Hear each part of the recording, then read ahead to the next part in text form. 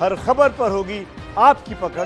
Download कीजिए ABP live app. बात चल रही है प्रवासियों की, और प्रवासियों की वजह से जिस तरीके से कोरोना अब गांवों तक पहुंचता जा रहा है। बिहार में कुल मामले 1900 हो चुके हैं और अब करीब 1000 मामले ऐसे हैं जो प्रवासियों की वजह से पॉजिटिव हुए। यानी प्रवासियों की वजह से अब शहरों से, मुंबई से, दिल्ली से निकलकर कोरोना जैसी घातक बीमारी बिहार के गांवों तक पहुंच गई है।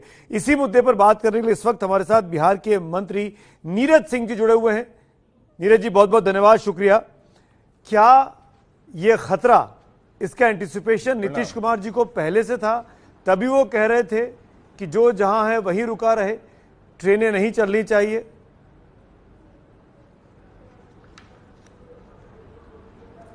देखिए सुमित जी, प्रवासियों की पीड़ा ये स्वाभाविक पीड़ा है कि उनको इस बात का एहसास था कि जी कोविड-19 एक ऐसा महत्वपूर्ण चुनौती उभर करके आया जिसका कोई दवा नहीं। तो स्वाभाविक है मन के अंदर ये पीड़ा, अस्वाभाविक नहीं है कि व्यक्ति घर आना चाहे।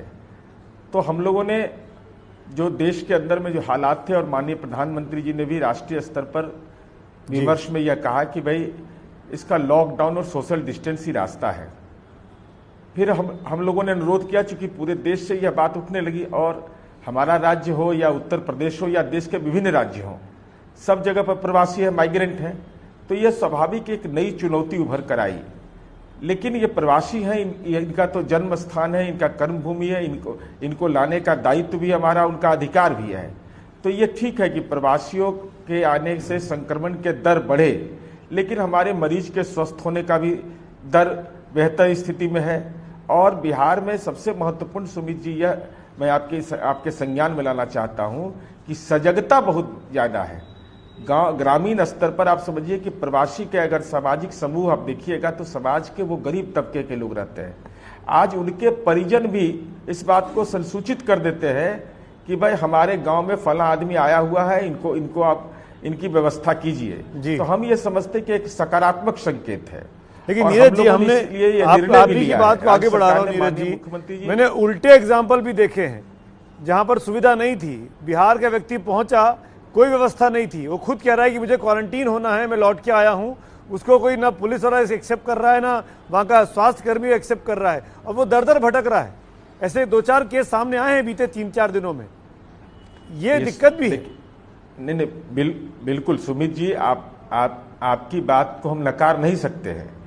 10,353, 7,45,881 लोग आज के डेट में क्वारंटीन सेंटर में है। यह सही है। आप ही कल्पना करिए, कोई भी व्यक्ति कल्पना करे कि रात के 12 बजे 1 बजे कोई व्यक्ति अगर पहुंच रहा हो, हेलो जी, तो वहां तात्कालिक परेशानी हो जाती है। चूंकि परिस्थिति यह होती है कि भाई आप भी समाज को समझते हैं, हम भी समझते हैं कि ये तात्कालिक रूप से परिस्थिति जन चुनौती है। इतनी बड़ी संख्या में जब लोग आ रहे हैं तो 1-2 अपवाद की घटना से कोई इनकार नहीं कर सकता है। हमारे जो कर्मी हैं, जो स्वास्थ्य कर्मी हैं और समाज के लोग, क्योंकि उनके सहयोग के बगैर ये नहीं संचालित हो सकता है। हम लोग लगातार इस दिशा में प्रयत्नशील भी हैं, और आज मीडिया में भी खबरें भी आ रही है कि स्वयं माननीय मुख्यमंत्री जी प्रतिदिन इस मामले की पूरी समीक्षा करते हैं। नीरज जी, एक इम्पोर्टेंट चीज आपने 7,45,000 लोग बोले हैं जो क्वारंटीन सेंटर में हैं। प्रधानमंत्री आप एक तरफ कोरोना से लड़ रहे हैं, दूसरी तरफ प्रधानमंत्री आज उम्पून से लड़ने के लिए बंगाल और उड़ीसा के दौरे पर, वो तस्वीरें लगातार एबीपी न्यूज पर चल रही हैं। लेकिन मैं ये जानना चाहता हूं, क्या जितने प्रवासी लौटे बिहार में सबके सब क्वारंटीन सेंटर्स में पहुंच गए हैं, या लोगों में मिक्सअप भी हो चुके हैं? गांवों के भीतर है, उनकी ट्रेसिंग क्या हो पाई है सबकी? नहीं, हम इससे इनकार नहीं कर सकते। इसीलिए राज्य सरकार ने यह निर्णय लिया है कि आपने देखा होगा, जब कोविड-19 के प्राथमिक दौर में हम लोगों ने घर घर पल्स पोलियो अभियान की तरह सुमित जी सर्वे करवाया। अभी हम लोगों ने निर्णय लिया है कि पोलियो अभियान के तर्ज पर सभी प्रवासी मजदूरों के घर का डोर टू डोर स्क्रीनिंग की जाएगी। यह प्रक्रिया लगातार जारी रखी जाएगी तथा फॉलो अप भी किया जाएगा। हम लोगों ने निर्णय ये लिया है, क्योंकि हम लोग को भी इस बात का एहसास है कि बहुत सारी जगहों पर हम लोग भी सार्वजनिक जीवन में लोग फोन कर देते हैं, लोग प्रवासी है जी, जो पैदल रास्ते चल पड़े हैं, पैदल रास्ते उनके लिए उनके बारे में कुछ लोग अपने स्तर पर पहुंच जाते हैं। तो स्वाभाविक है गांव में भी लोग, शहर में भी लोग सचेत और सजग हैं।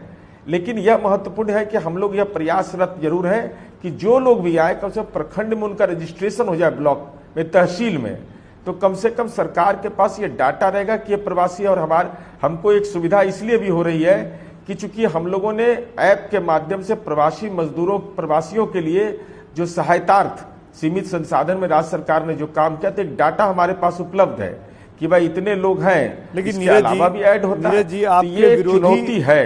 लेकिन विरोधी इस मौके पर आपको आईना दिखा रहे हैं। वो कह रहे हैं, आखिरी सवाल के तौर पे पूछ रहा हूं, वो ये कह रहे हैं कि आप नाकाम हो गए, आप बिहार के लोगों को वापस लाने के लिए संजीदा नहीं थे। अब देखिए, स्वाभाविक रूप से मैं कोई राजनीतिक टिप्पणी नहीं करना चाहता हूं सुमित जी। ये कोविड-19 में अगर राजनीति का संक्रमण किसी को हो जाए तो हम उनकी मदद नहीं कर सकते। आलोचना करने की पात्रता व्यक्ति का खुद का होता है। भाई आपने खुद अपनी उपयोगिता खत्म कर दी। आप ऐसे मामले पर भी राजनीति का एजेंडा, मैं तो इसीलिए मैंने उनको ऑनलाइन लिंक भेजा था प्रतिपक्ष के नेता के, अंतरराज्यीय पास अब बन रहा है, आ जाइए और खुद जाकर के क्वारंटाइन सेंटर में देखिए क्या सलाह, क्या करना चाहिए। और हम ये जानना चाहते हैं कि सरकार को क्या करना चाहिए। क्वारंटाइन सेंटर नहीं चलाना चाहिए, इसकी कोई उपयोगिता नहीं है। गांव सबसे आसान रास्ता हमारे लिए था कि लोग घर चले जाते, सरकार को कोई कार्य नहीं करना पड़ता। भाई ये संक्रमण का सवाल है और ये इन्फेक्शन से बचाना है। हम अपने प्रवासियों को भी बचाएंगे, बिहार के आम आवाम को भी बचाना है, उनके परिजन को बचाना है। तो ये चुनौतीपूर्ण और तात्कालिक चुनौती है। कोई नहीं जानता था कि ये परिस्थिति आने वाली है। नीरज जी, एक आखिरी पक्ष के लोगों से भी, माफी के साथ बीच में टोक रहा हूं, आखिरी टिप्पणी, क्या बिहार चुनावों के मद्देनजर ये पूरा का पूरा जो प्रवासियों का दर्द है, ये आपकी सरकार के विपरीत जा रहा है? चुनाव होने 3 महीने के बाद। देखिए, राजनीति अपने जगह पर है। माननीय मुख्यमंत्री नीतीश कुमार जी हमेशा कहते हैं कि मैं वोट की चिंता नहीं करता, मैं वोटर की चिंता करता हूं। ये हमारा दायित्व है। जिन लोगों को ऐसे सवालों पर राजनीति करना है सुमित जी, मैं केवल आपके माध्यम से ही बताना चाहता हूं कि कल्पना करिए कि 2005 के पहले का बिहार रहता, घर में बिजली नहीं थी हर घर में, तो क्या लॉकडाउन की सफलता की बात की जा सकती थी? क्या आज 12 बजे रात में जहानाबाद, अरवल के इलाके में अगर हमारे इशारा कर रहे हैं परेशानी हो रही हो और उनको अगर पटना आना है? जी, मैं नीरज जी समय की नहीं, हम ये इशारा नहीं कर, हम ये कह रहे हैं कि कल्पना करने की चीज है। जी नीरज जी, माफी चाह रहा हूं, समय की कमी है। बिल्कुल, किसी दिन फुर्सत से बात करूंगा। बहुत बहुत धन्यवाद। लेकिन हमारी शुभकामनाएं आपकी तरफ से हैं कि आपकी सरकार जो है वो कोरोना को लड़ने में, विपक्ष को भी साथ लाने में कामयाब हो और बिहार से कोरोना को खत्म किया जा सके।